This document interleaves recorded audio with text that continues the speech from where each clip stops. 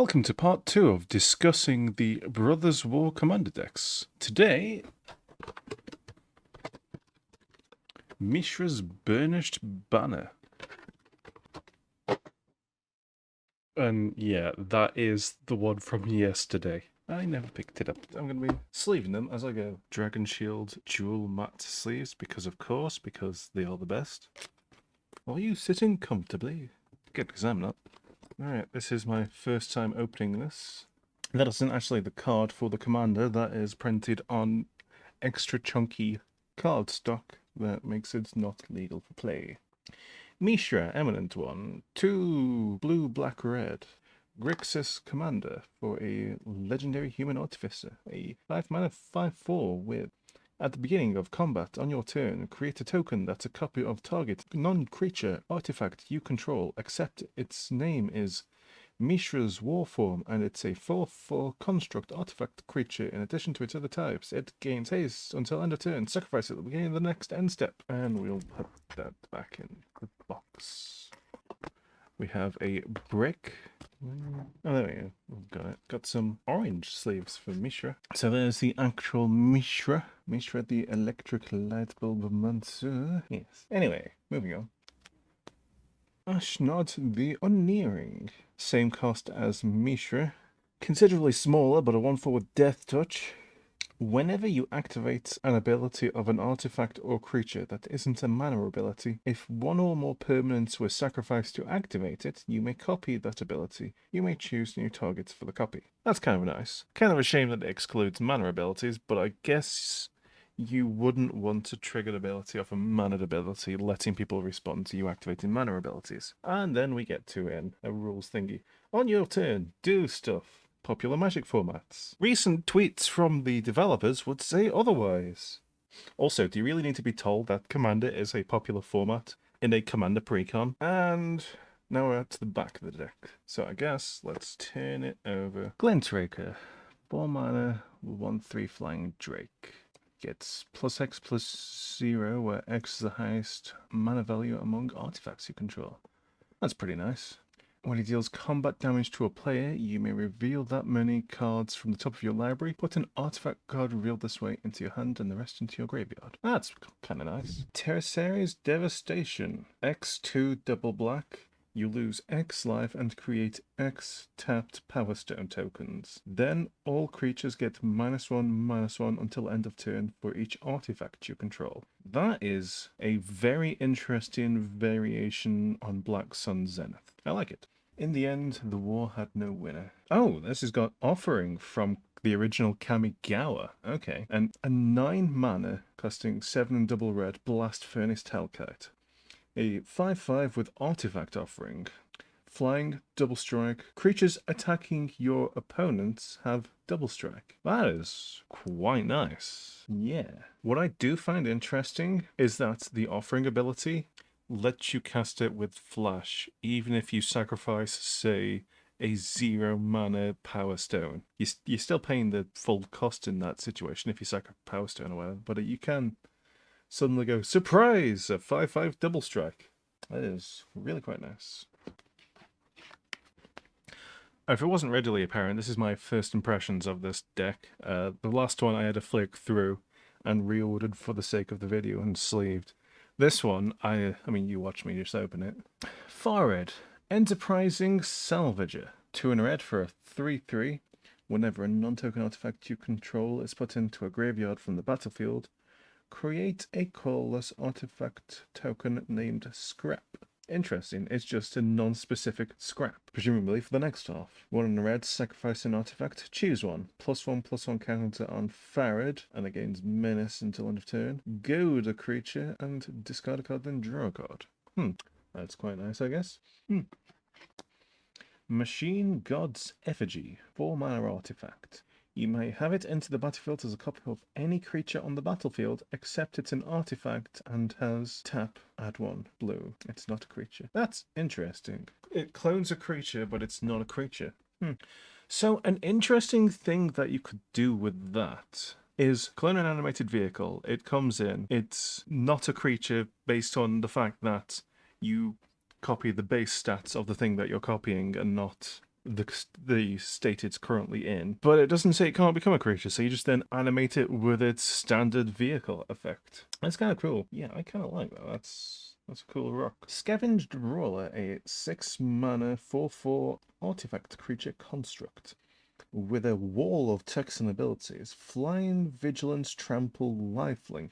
5, exile it from your graveyard. Choose target creature. Put 4+1/+1 counters, a flying counter, a vigilance counter, a trample counter, and a lifelink counter on that creature. Activate only as a sorcery. Oh, neat. I think I would just use the card to represent those things, because it's just giving itself to that thing. Yeah, that's pretty neat. Smelting Vat to combo with Delting Vat. 4-mana artifact. Pay 1 and tap it. Sacrifice another artifact. Reveal the top 8 cards of your library. Put up to 2 non-creature artifact cards with total mana value less than or equal to the sacrificed artifact's mana value from among them onto the battlefield, and the rest on the bottom of your library in any order. Neat. And also whoever smelted dealt it. Wondrous Crucible, a 7-mana artifact. Your stuff has ward 2. At the beginning of your end step, mill 2 cards, then exile a non-land card at random from your graveyard. Copy it. You may cast the copy without paying its mana cost. Notably, a token created this way does not trigger things that trigger on tokens getting created. The token isn't created, a copy of a card is created that becomes a token. Oh, sweet.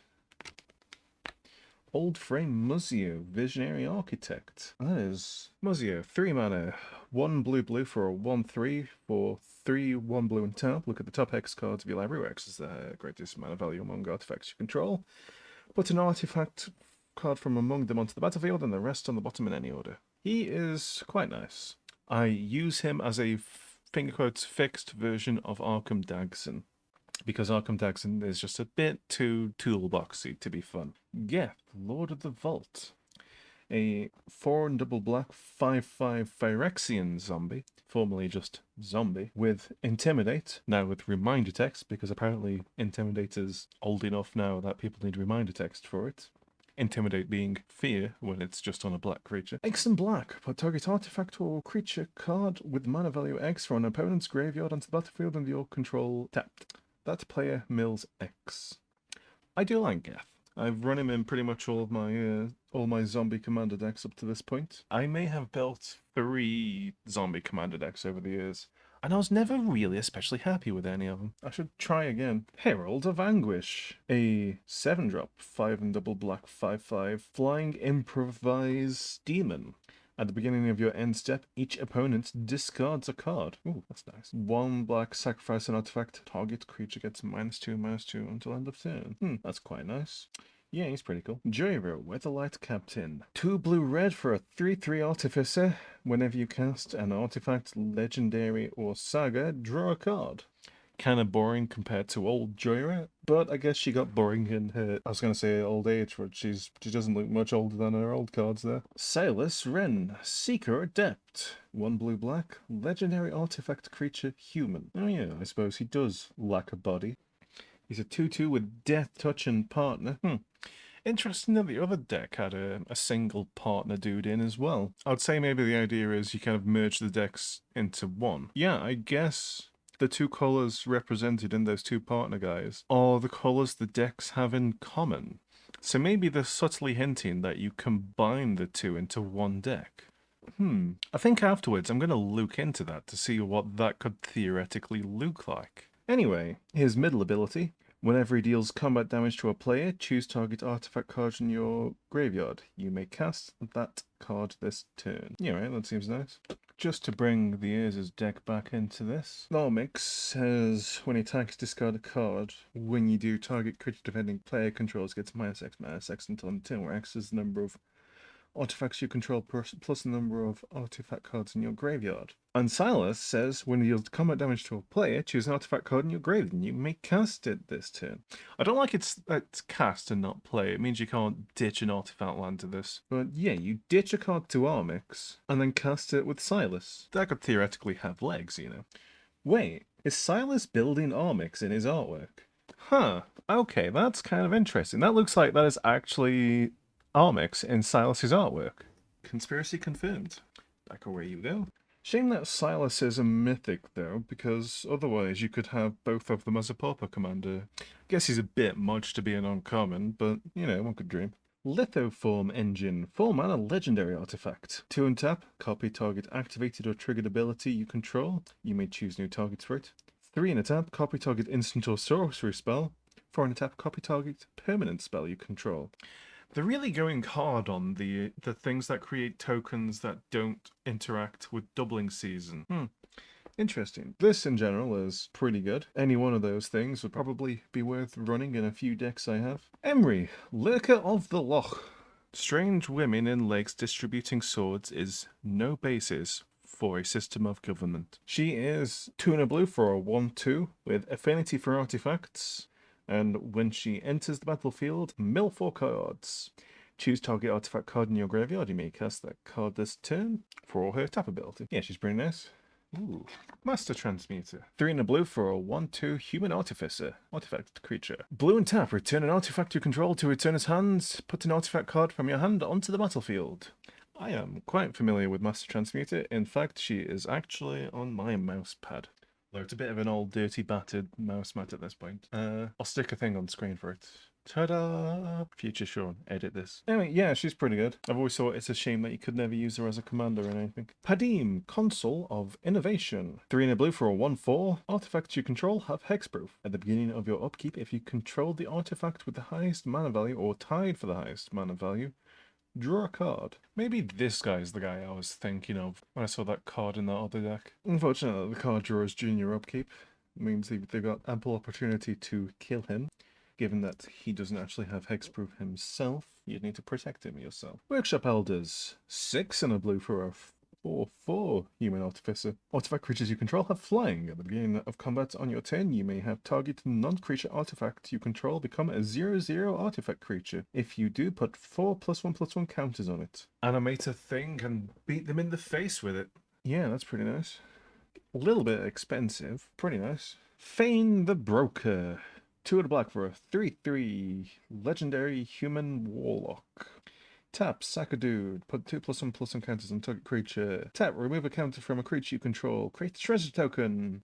Tap, sack an artifact, presumably a treasure token. Create a 2/1 white and black inkling creature with flying, and for 4 mana, untap him. He's got a little bit of a Staff of Domination vibe going on. Interesting that he makes inklings. Nintendo would like to know your location. He's a kid now, he's a squid now. Audacious Reshapers. 2 and a red, 3/3. Tap, sack an artifact. Reveal cards from the top of your library until you reveal an artifact card. Put that card onto the battlefield and the rest on the bottom in any order. The Reshapers deal damage to you equal to the number of cards you've... Ooh, yikes. Polymorph on a stick. Sorry, shape anew on a stick that burns you. Yeah, interesting. I'm sus of the damage that you get from that, but I guess it's pretty good. We'll see how many ways you have to stack the deck later. Blasphemers! Blasphemous Act. Costs an amount of mana and red, and deals 13 damage to each creature. I would specify 8 mana and a red, but you literally never cast this for 9 mana. Yeah, no, that's the end of that thought.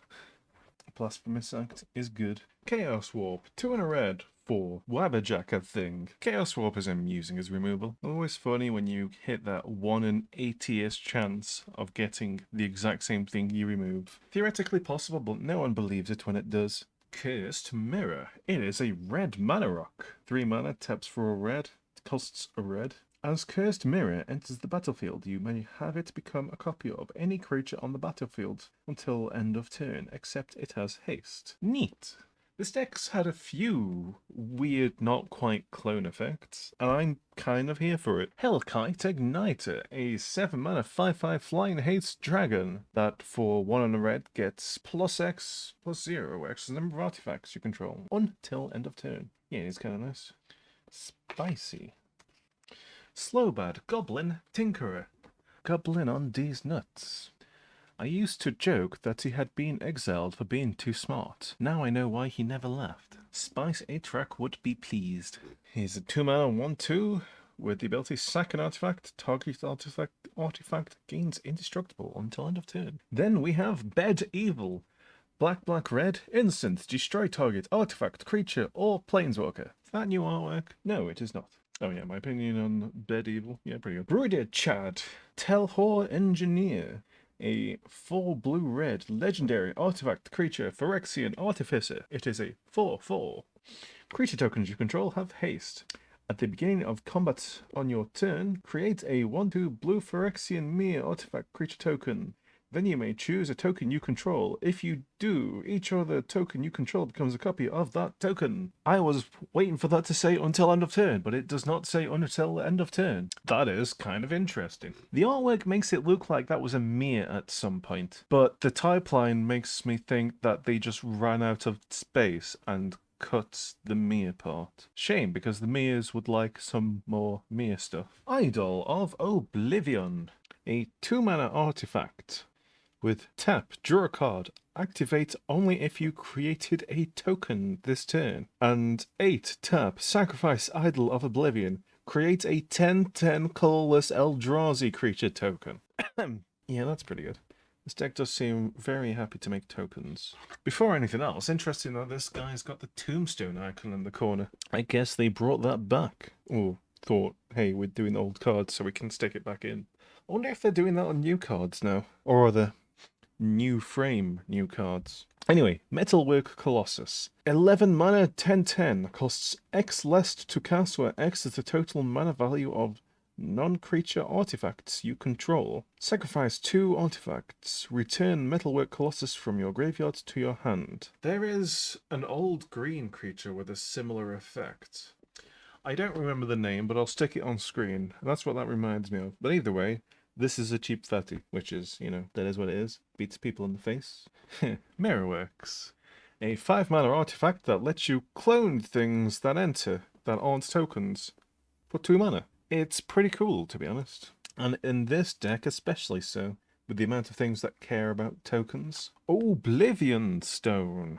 3 mana artifact, 4 and tap, put a fate counter on a thing. 5 and tap, blow up everything that doesn't have a fate counter, and then remove all fate counters. Pretty simple board wipe. By simple, I mean kinda complicated. Spine of Ishtar. 7 mana artifact, blow up a thing. When it dies, get it back to your hand. I am well familiar with the spine. It do blow things up. And hello. Ooh, hello. Strionic Resonator. Where is he? It's like the first ability of Lithoform Engineer, which is what I was thinking of when I read it. Except the Lithoform can hit activated abilities as well as triggered. Also interesting that that came up after the spine. 9 mana might be a bit steep, but you're kind of likely to get it.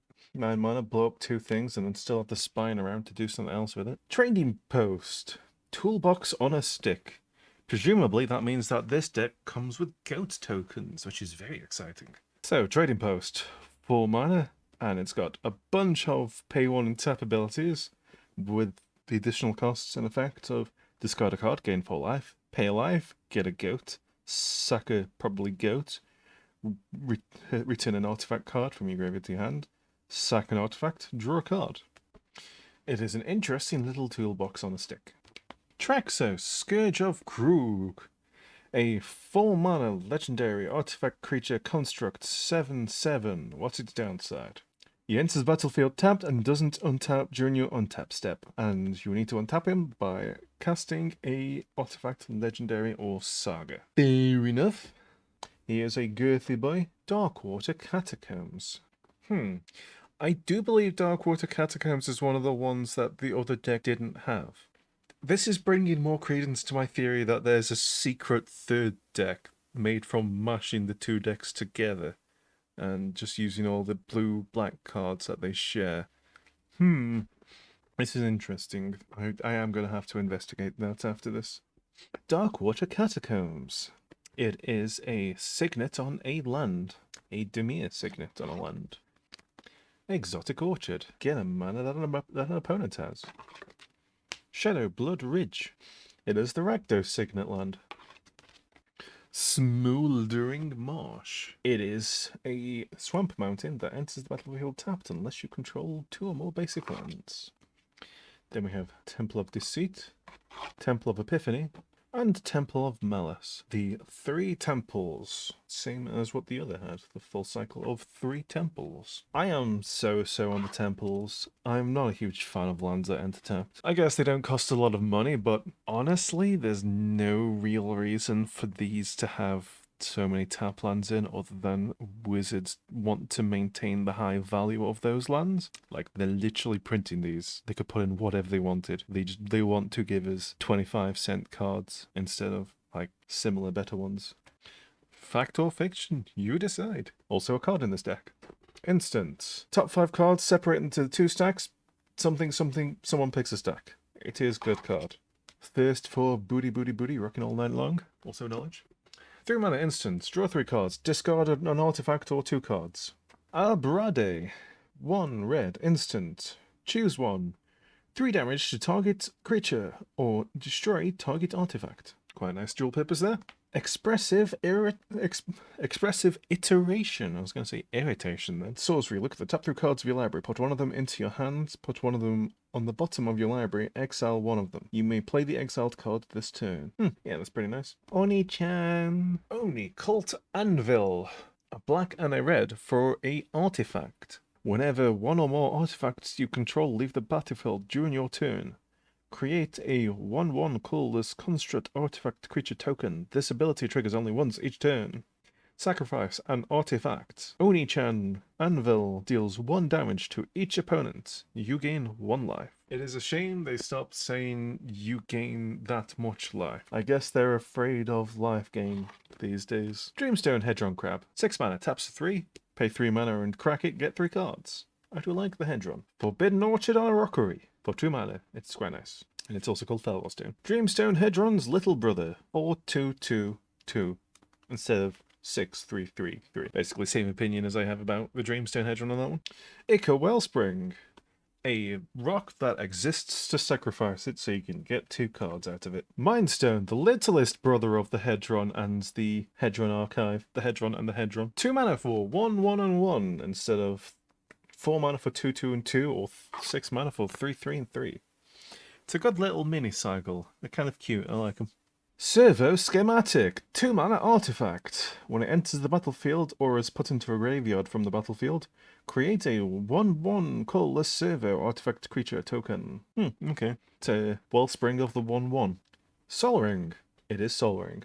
New artwork, old frame, which is a little weird, but okay, I guess. Thrawn Dynamo. It's an artifact, it costs 4, it taps for 3, it's pretty nice. It's like the Dreamstone Hedron, if you never plan on cracking it. Buried Ruin. It is a land. Taps or colorless, or pay 2 and sack it for an artifact returning from your graveyard to your hand. Crumbling Necropolis. Enters tapped. Taps for anything that this deck cares about. The Dimir Kuru, the Izzet Kuru, and the Rakdos one is actually out of order in this deck, but it's the next one down, so I'm going to stick it in. And the Rakdos Kuru. Full cycle of the Ravnica Kurus, just like the other deck. Then we have Myriad Landscape, which I actually quite like as a fetch land, because it gets you 2 basics. 2 basics that share a land type. Which I guess in most situations is, you know, mountain, or mountain, snow-covered mountain.